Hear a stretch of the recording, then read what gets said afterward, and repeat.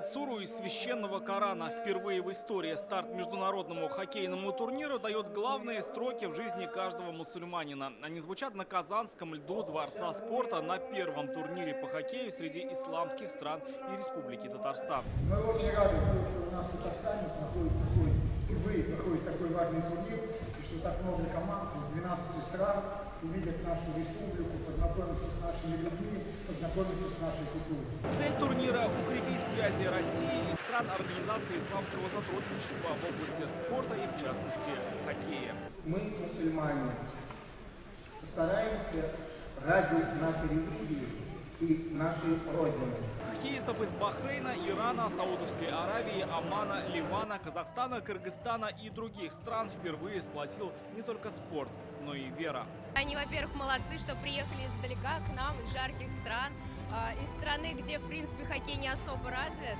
Ну, будем наблюдать, будем смотреть, болеем. И я надеюсь, что победа будет за нами. Символическую шайбу перед открывающим матчем скидывают организаторы турнира и представители играющих регионов и стран. На льду хоккеисты Татарстана и Объединенных Арабских Эмиратов.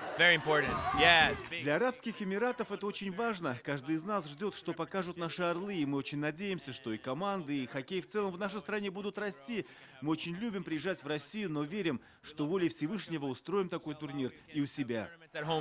Даже для хозяйки международного турнира нашей республики, несмотря на богатый опыт проведения событий, объединяющих исламский мир, такой масштабный симбиоз спорта и религии стал настоящей проверкой на профессионализм. Раздевалки в точности, как у игроков КХЛ. Питание спортивное и только по стандартам халяль. И, наверное, одна из самых главных особенностей именно этих игр – это вот такие указатели, ведущие в молельные комнаты. В них каждый игрок или болельщик сможет обратиться к Всевышнему не только перед играми, но и между ними.